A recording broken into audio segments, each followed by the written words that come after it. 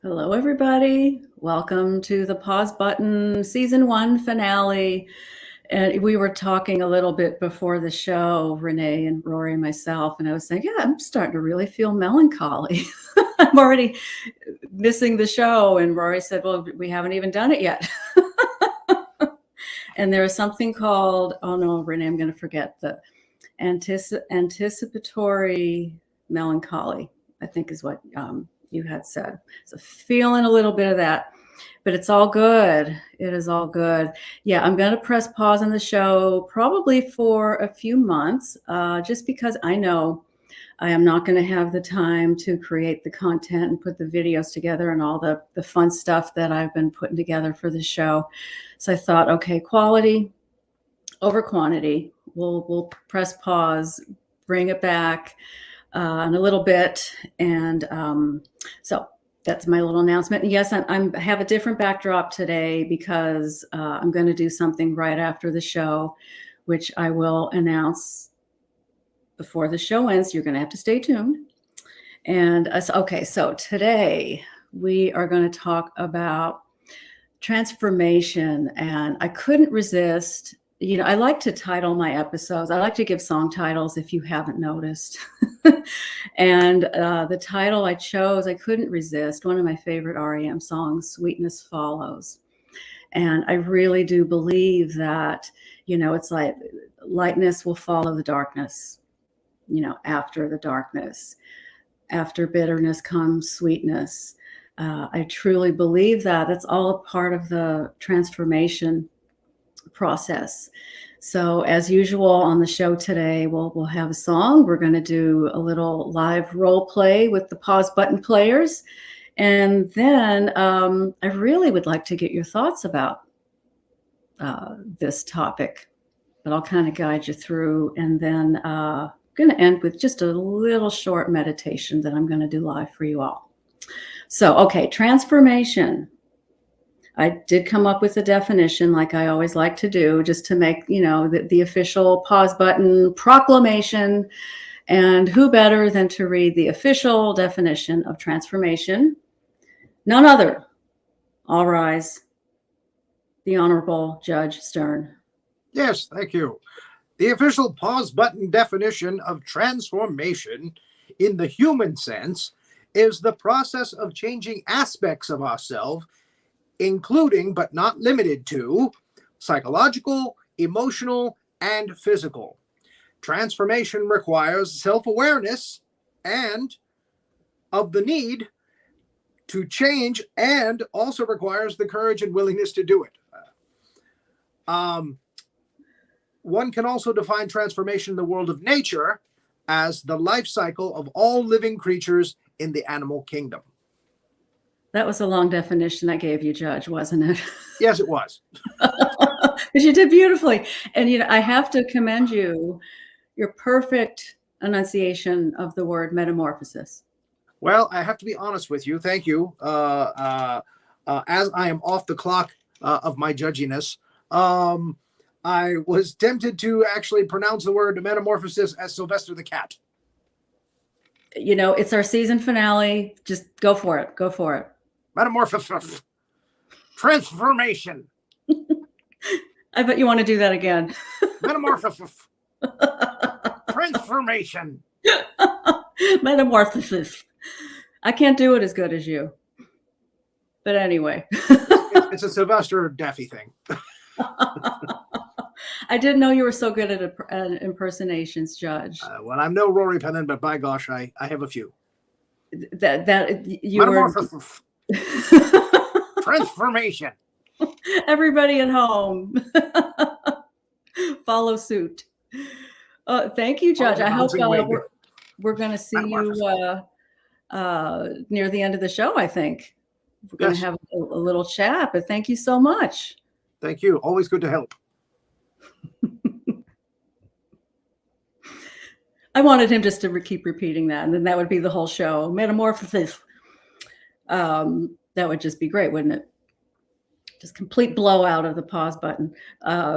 Okay, so I want to play you a song. I sent a video to a song of mine. I wrote this in 2017.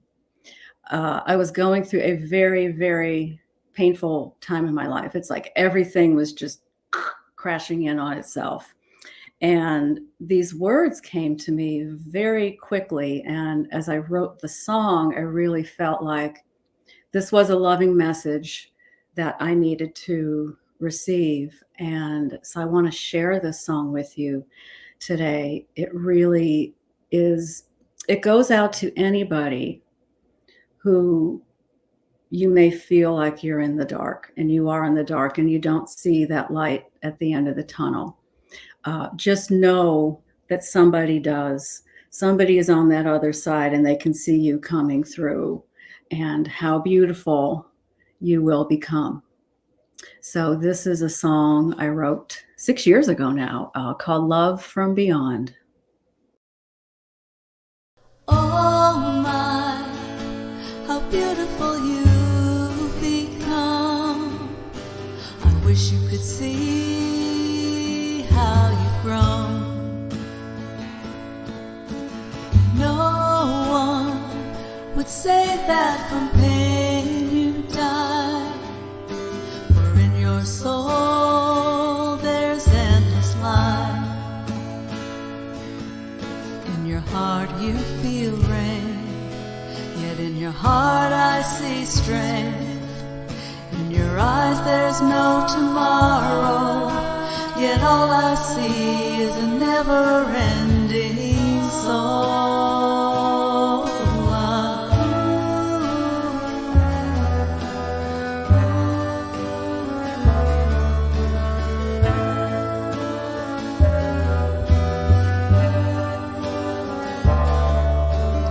Hold up the mirror to see the grace. There's a soft transcendence in every line,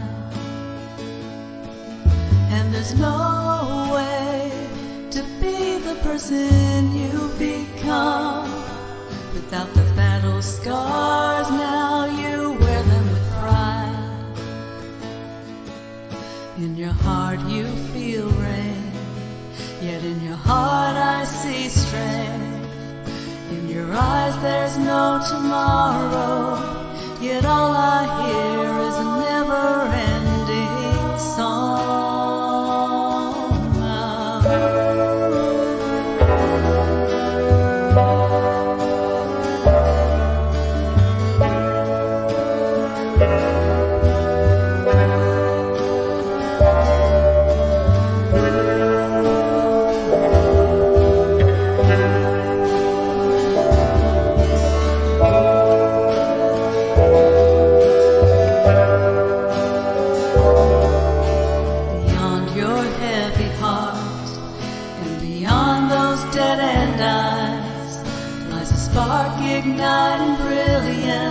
And oh my, how beautiful you become.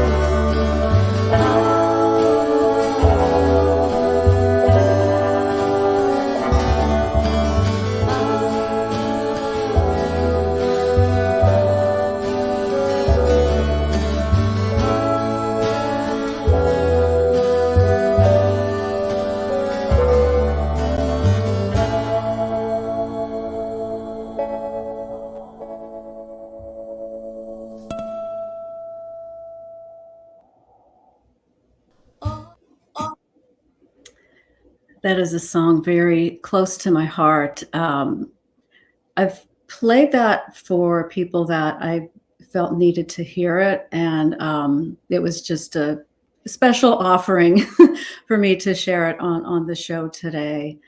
And a number of people had reached out to me over the course of doing the show and asking me about the songs that I've chosen and where can they listen to them. And really, they're just on my laptop.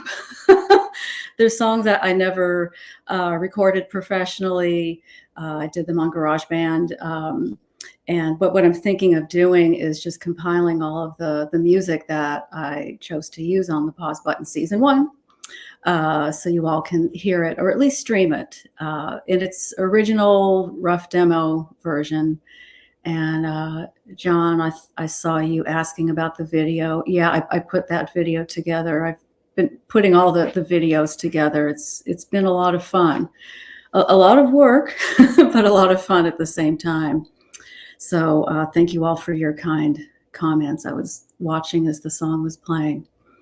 So, okay, anybody who knows me knows how much I love this parable, the butterfly parable. And there's so much to talk about. There's so many different angles to discuss. There's so much to learn from it.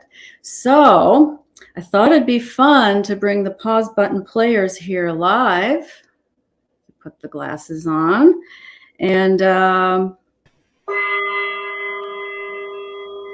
Parable of the Butterfly. There once was a young boy named Danny, and Danny was doing what young boys do, like playing outside, climbing trees, scuffing knees, building a fort, digging holes, well, just to dig holes.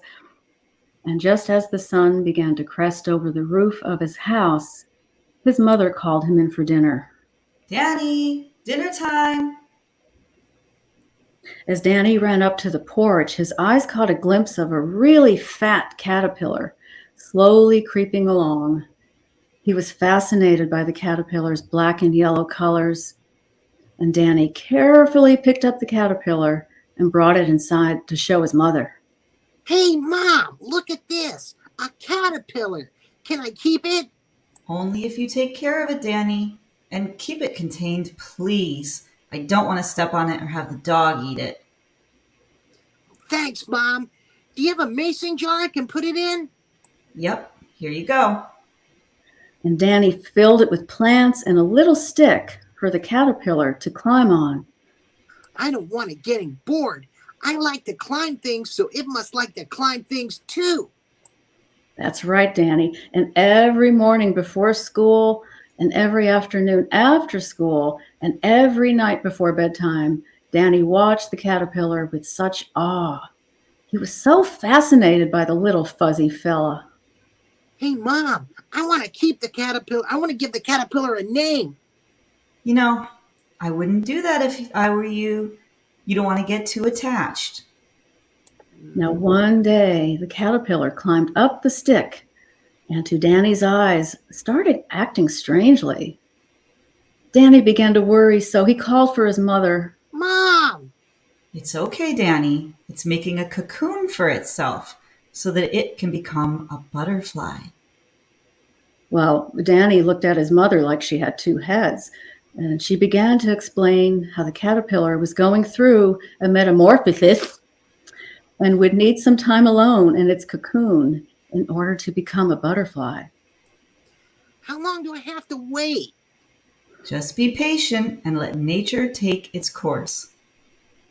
After some time, Danny noticed a very small hole in the cocoon, and he could see something looking more like a butterfly. It began to squirm and wriggle to come out, and at first Danny was so excited, but soon he became concerned. The butterfly was struggling so hard to get out, and this broke Danny's heart. Oh no, the poor butterfly. It looks like it hurts, and this is taking way too long. I think it's stuck. I'm going to help the butterfly get out. Hey, Mom, can I have a pair of scissors? Sure. Here. Thanks, Mom. Danny opened up the mason jar and snipped the cocoon open. Oh no, Danny, you didn't. I'm helping the butterfly. Look. The butterfly plopped out of its cocoon. Mom, the butterfly doesn't look too good. It's all swollen, and its wings are all shriveled. It's supposed to fly. Why isn't it flying? Danny, the butterfly was supposed to struggle.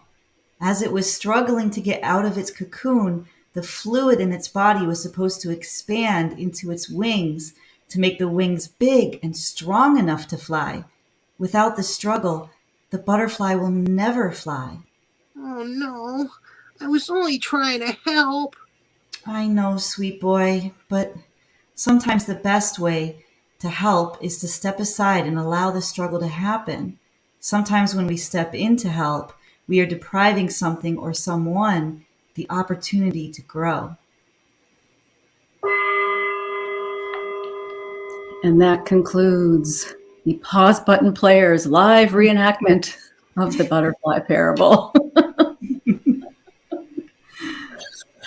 Judge, that is a very good Danny. Very convincing. Oh, gee, it wasn't nothing. I love. I was that. a kid once.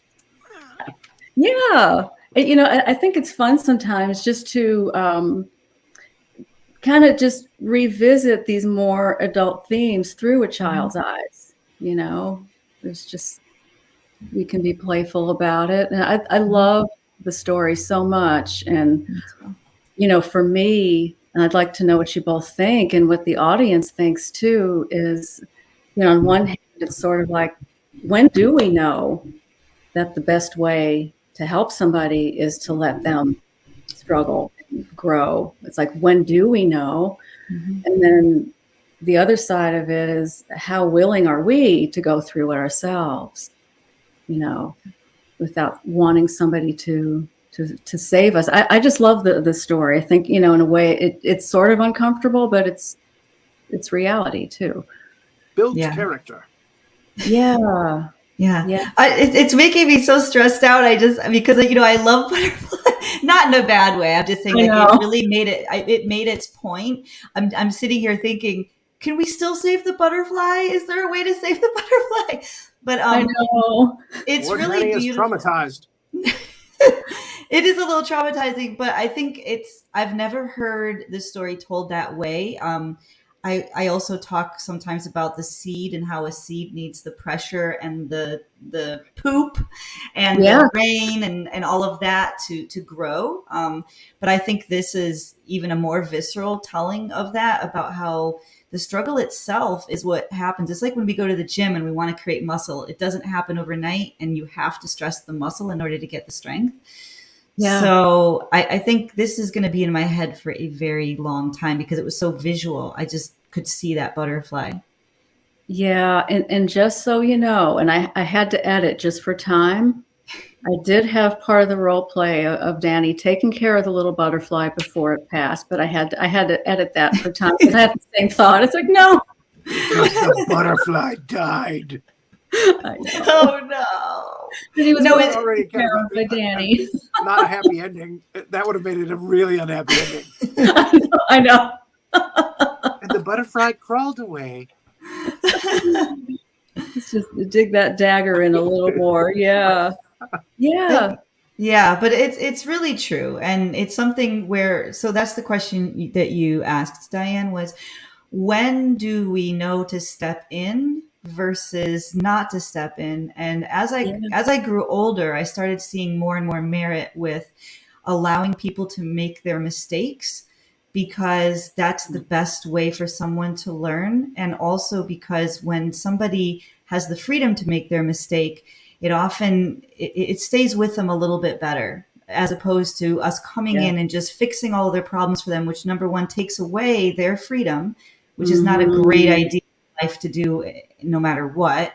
And then the second of all, when they go through that process, particularly if they're a kinetic learner, they're going to, it's going to be more internalized, and they will be more grateful. And I learned it because I had someone close to me a few years ago who literally said to me that he wanted to do something a certain way. I told him, no, that's not going to work, whatever. And he said, Renee, and I said to him, I'm always right, which I'm always right. And I'm right here. And he stopped and he said, Renee, you need to let me make my own mistakes sometimes. Just let me make the mistake.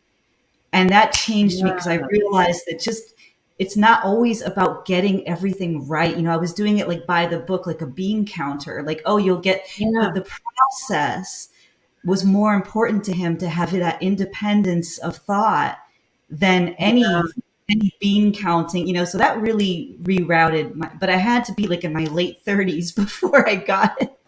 Yeah, it's hard to not want to swoop in. It really is. And I kind of get this image of, learning how to ride a bike. Eventually those training wheels have to come off, and you've got to figure out and get your balance, and then you get it. When I was listening to Renee, I was thinking to myself, this is why teenagers act the way they do. Yes. Okay, fine. Okay, go ahead, do it. Yeah. Yeah. Yeah. I mean, talk about a big learning curve in the teenage years, right? Yeah. And I just saw someone yesterday, a psychologist yesterday, he was talking about how from ages 13 to 24, the parents are considered stupid, but that's so that the during the maturation phase, that the child would go off and make his own family, go to that other village, not do inbreeding, right? Like the whole point was that it was your teenager is supposed to think you're really stupid so that the teenager can be independent. Otherwise, they just never leave home, and then the gene pool would get, so. That's interesting. Yeah. And I thought that was really a great evolutionary way to understand I don't think teenagers. They think we're stupid. It's just we're uncool. Or both. I know what I'm doing. You don't have to tell me everything. I mean, I remember as a teenager, there were times I thought both. Mm-hmm. Yeah. That's really interesting that it's more of a natural kind of growth process. And that it's totally normal, and that you just have to know that your kid is going to feel that way. But what he was saying was that make sure your kid has a good social circle outside of you, because don't expect them to come to you during those years. So make sure they have a social support system in place that's not you, because they're not going to listen to you. And just biologically, they're not supposed to. They're a healthy person for wanting to be autonomous during that time. Mm-hmm. Great. That's really good to know. Yeah, and it has to do with metamorphosis. Let me try it. Metamorphosis. That goes back to metamorphosis. You have to become your own person, and in order to do that, you can't be conforming to what other people are telling you to do, and you can't be having the Dannies of the world rip you open too early and try to fix your mistake for you, because the whole point is that pressure and struggle. Fluid. Yeah. It doesn't go into your wings. We're never going to get over the role play. I know. I'm so sorry. I'm somebody who can't watch nature shows for this very reason. So it's one of those. But I love the message of it, and it's so thought provoking. So I kind of go against the anti-nature show part of me, and it's like, okay, because it's and it's such an ancient story too. Ancient. I think And it I've has never heard its it. I've roots. never heard it before, but I'm never going to forget it. I'll say that. And the fact that it makes us uncomfortable is why we'll remember it. That's one of the things about memory, right? That something that's actually a little bit stressful and traumatic will stay with you longer. So now, when I'm in a place where I'm outside of my comfort zone and I'm struggling, I'm going to remember this viscerally, and I'm going to remember it in my bones and say, just keep going, Renee, because the metamorphosis is on the other end of the struggle. Oh, that's wonderful. Yeah, it's so good to just remember that, because I mean, I think the other part of it is then how willing are we to go through that, Yeah. And I learned a long time ago, you just got to go through it. You just have to go through it. You can't jump over it. You can't numb it. It's because it's always going to be there, and you may as well just go through it. Versus, reaching out for somebody to save you from the growth that's there. Yeah. And that was the thing too, going back to my story of someone telling me, Renee, it's my mistake. Like, let me make my mistake. That was when I understood that person's journey and the freedom in order to make his own decisions was more important to him than just getting like a certain figure right on a piece of paper. That life was so much more, like I was making a mistake that like a lot of bookworms make. It's like, oh, but that's the right answer. You want to get that score on the test. And it's like, no, life is not always like that. There's some journeys that are just intrinsically valuable. And I think that's why when you talk about some relationships where you always see somebody who's very controlling, it could be a parent-child or a romantic relationship or a friendship where there's always that bossy one. And the bossy one will always say, yeah, but I'm just looking out for their best interest. And it's like, actually, their best interest is to let them decide what they're going to do. It's not about what you think is the right answer. It's about them learning and growing and evolving. That's healthy. That's what's healthy. As long as they're not in danger. That is true. That is when you swoop in. You have to step in when there's danger involved. There's always going to be the exception. Thank you, Judge. Thank you, Judge. Except, somewhat, there could be someone who wants to go to the military or to the Peace Corps or to do volunteer work that might not always be great. And you say, no, you could get hurt. And I don't know. People do it. But yes, I know what you mean. If someone's like on a railroad track and there's a train barreling down, please take them. It's not their mistake to make it that way. The person they're going to hang out with is psychopathic. Yes, it's dangerous. You're just getting somebody out of harm's way is definitely a good thing. I'm seeing people comment here. I've got Fred, what are you writing here about Billy Joel? You just put it on the screen. Your mistakes are the only things you can truly call your own. I like that. Yeah. I'm a very kinesthetic learner too. I have to learn by doing. I have to learn by stumbling. I have to somebody tells me this is how you do it. It's not gonna sink in. Yep. Yeah. Hello, Madeline. I just saw John writes, it's not your mistake to make. It's basically the quote of my life. I can't stand the sight of a friend or acquaintance struggling. I'm also bad to help others while putting my struggles on the back burner entirely. Well, John, I'm wondering what you think about the lessons in this parable too. Does that make you think twice about always jumping in? Because we always don't have to jump in. The judge has a good point. Jump in, especially if somebody's in harm's way. But I think there are other times that we just do kind of have to step back, just to step back. So I'm wondering if this is changing your course of thinking. I see CJ's enjoying the butterflies. Yeah. Yes. And somebody asked if the song that you played was made on GarageBand. Yes. Wow. That Yeah. was, Yeah. it's amazing. I was listening to it through my headphones and I was typing to Diane behind the scenes. I was like, this is my favorite song ever. I was hearing Beatles influences and just the layered richness of those vocals and then the instrumentation. And then it was so inspired to bring the kids' noise, the celebratory children. Oh, I'm going Oh, to go thank back and listen you. to it so many times. Oh, thank you. I will get that on the streaming, whether it's just might just be in Bandcamp. But yeah, that song has really pulled me out Mhm. of a very dark time. It just sort of like the words just kind of shroom, came to me and were there. And then as I was writing it and singing it, I was like, oh my God, I need to hear this. I need to hear this. And it was so Yeah. healing for me. Yeah. You know what's interesting, Diana? I'd like you to weigh in on that on this. I've always noticed that a lot of people who have gone through traumatic events, if you ask them, would they trade that in and not go through it if they could? Sometimes they'll say yes, but it seems like almost most of the time they'll say no, that made me the person that I am and I'm grateful Yep. for it. And you'll say, how could you be grateful for that? Have you Yep. noticed that that's a Oh, yeah. phenomenon? I totally agree.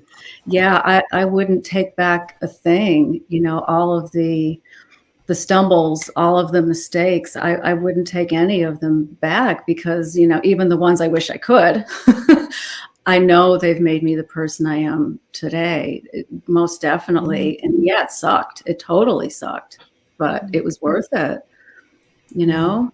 The Yeah. lessons needed to be learned. Yeah. And Absolutely. it's funny sometimes, you know, in a way, it's almost like, what do you give thanks to? Not maybe necessarily the person that caused harm, but in some weird way, it did Yeah. lead to growth and healing. But it's not like, you send them a fruit basket and say thank you. It's just kind of a weird thing to Mhm. maybe honor the experience, but not Right. necessarily. Yeah. Honor the experience, but then You know? you're not. Well, it's almost like when you like when you forgive people, when you practice forgiveness, you're not saying it's okay that that person wronged you. You're doing Yeah. it for yourself because you're Yeah. honoring your personal growth story. So I Yeah. look at it that way. It's like if I've undergone some, and another thing I was thinking about that I wanted to ask you, Diane, is I was thinking a lot about trauma, and I was thinking about even though people don't have the same traumas, it seems like most people, especially if you get old enough, everyone's had some degree of trauma in their lives. Mhm. But we choose and get to control how we react to that trauma. And that's what makes us either a stronger person or if we bend under that pressure and decide to create more trauma, maybe for other people. Can you Right. speak about that Right. a little bit about reaction to trauma and how that can help us grow as a person? Yeah, most definitely. And I really think that comes from authentically going through the process and not making excuses. I mean, really, you just have to be authentic and real about it. This is what it was. And okay, now I know what it did. It's really just having that sense of agency. And it takes time. It's not going to happen overnight, but I think as long as you're being genuine and authentic and real about it, that's when the healing is there, and that's when you can have some emotional detachment Mhm. that allows that that sense of agency versus Yep. being reactive. Yes. Yeah, yeah, Something that I wanted to add before too was sometimes we have to forgive ourselves for things that we've done. That we yeah, know, we messed up, but yeah. again, we learned something from it. Most definitely. Yeah, that's a great point, Judge. Yeah. I think being as real and authentic and genuine and, just looking at the facts, I think, versus trying to emotionally interpret what happened, because that's only going to lead to more reactivity. Yeah. Right. Yeah. And Yeah. Thinking about metamorphosis as well, coming into this episode, I always think about when younger people ask me for advice about things. One of the things I always tell them, because I've seen this again and again and again, is sometimes you just have to wait things out, because if something really, if there's suffering happening, if there's pressure going on in your life, to literally just keep waiting, you can find that the things changing around you, like you can change, but the things around you, those factors change all the time. So Yeah. to be willing to allow to wait out those factors, and then during that time to also remember that you choose all of your reactions, you choose your how you react to your emotions. That serenity, that is yours to claim and to possess and to Mhm. control, and not to outsource that to other people. Other people cannot make you happy and they cannot make you miserable. You have to choose that for yourself. And, Yeah. I didn't know that till I was like in my middle age time. But to tell younger people to wait Yeah. things out and to not allow other people to control every single emotion that you have, that's so dangerous. It truly is. And, even just going back to the metamorphosis of the butterfly, there is that struggle and it takes time, and you just work through it, and it gets lighter and lighter and lighter as you go. And then before you know it, it's like, oh, whew, I'm a different person. I'm transformed now through all of that pain that I chose to go through. I do Exactly. think it's a choice as well. You choose to walk through the fire, and you come out a clearer, stronger, wiser person. Yeah, well, it's like anyone who chooses to go to college or to get to get a degree. Going into it, it's going to be a lot of sleepless nights studying. It's going to be hard. It's going to be stressful. But when you get that degree, no one can take that away from you. You know that you earned it. You worked hard for it. So Yeah. I think again that even goes back to agency, and like what I was saying about someone having the freedom to make their own mistakes. Just having agency over your life is a precious gift. Not everybody has that. And it's one of the Yeah. most beautiful things. And if you're in a relationship, no matter what type of relationship, one of the ways that I always tell people, like, you can tell it's a healthy relationship, is if you truly feel autonomous without that person, you are a Mhm. full, complete human being, and you're making your own decisions, your own mistakes. Mhm. Any healthy relationship, that person is there to support you, to catch you if you fall, but they're not there to be a dictator or to micromanage your life. It's your life. Exactly. Absolutely. I 500% agree with what you Yes. said. Yeah.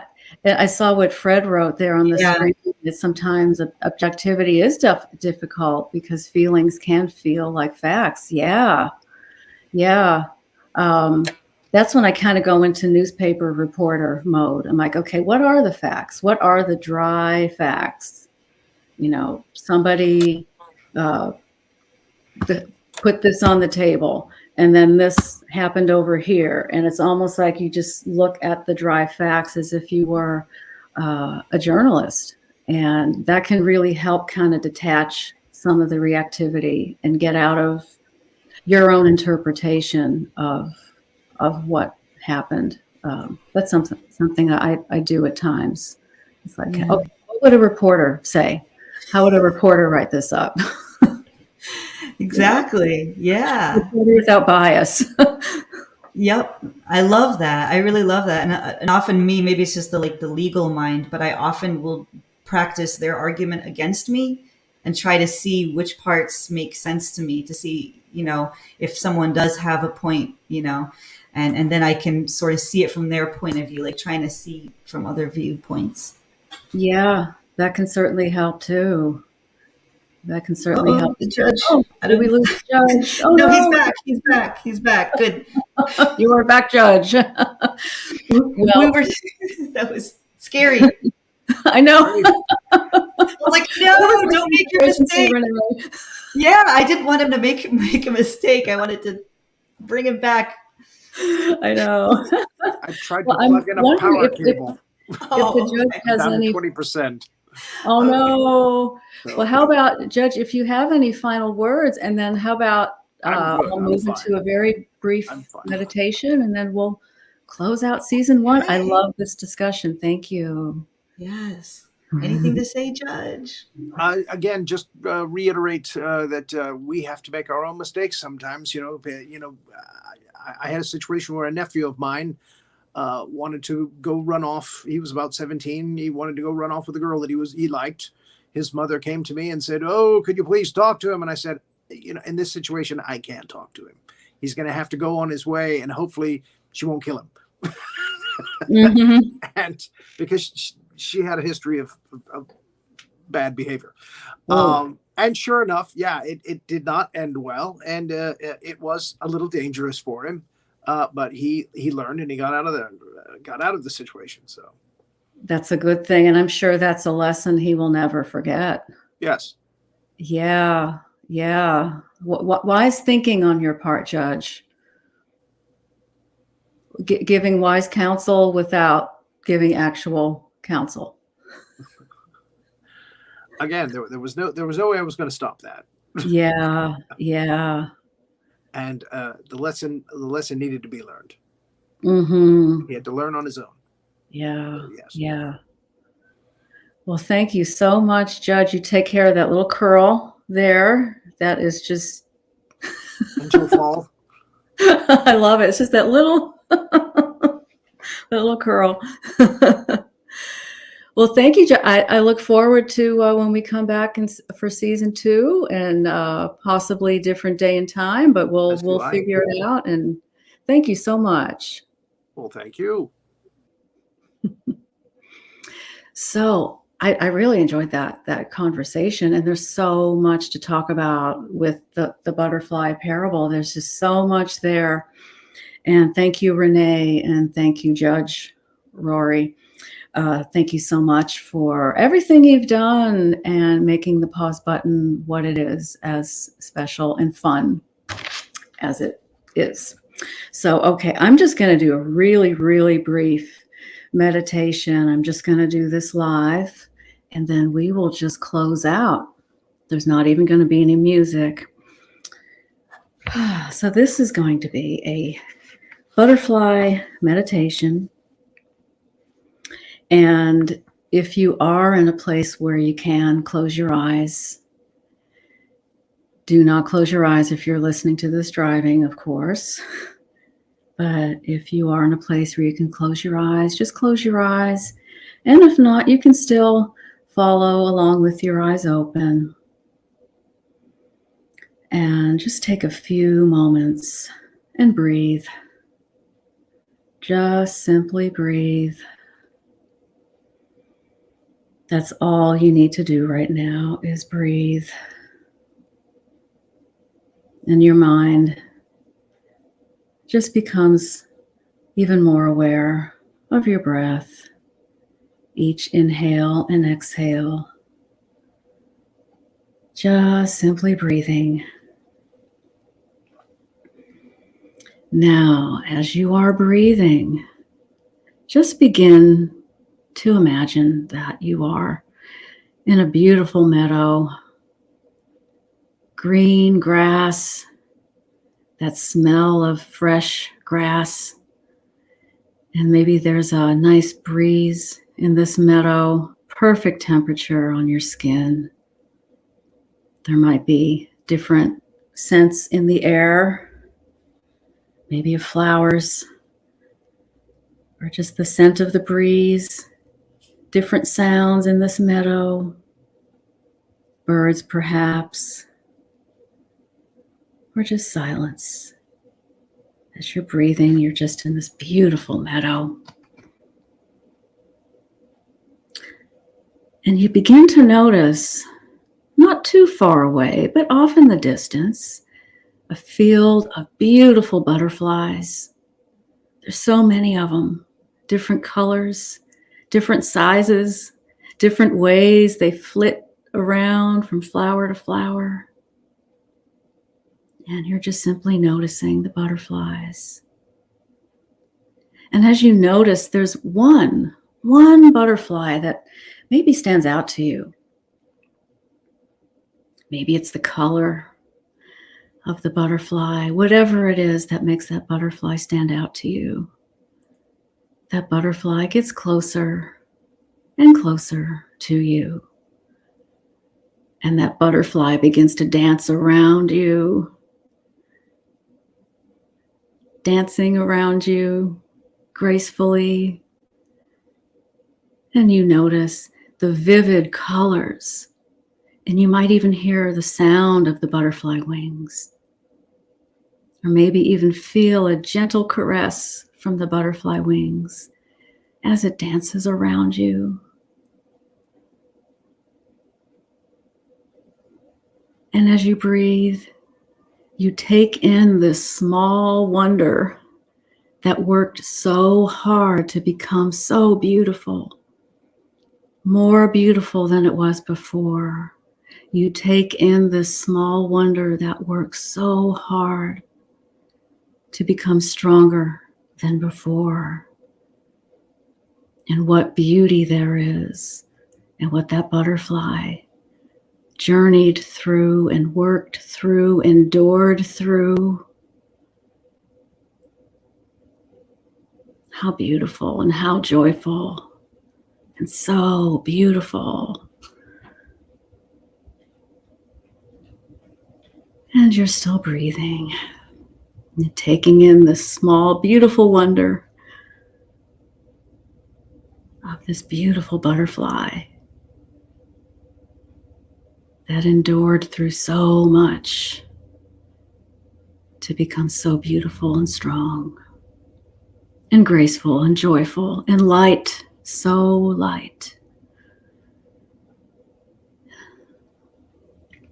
And just take a few more moments in the space that you're in, enjoying the butterfly, taking it all in, and know that you can visit this butterfly, you can visit this space anytime you want to. All you have to do is think about it, recall it, and it will be there. That small wonder of the butterfly and the journey it went through from dark to lightness, into sweetness. And just take a nice few deep breaths. And whenever you feel ready, you can open your eyes if they were closed. If they were open the whole time, just look around the room, take it all in. But you're bringing that sense of wonder and lightness back with you into the room.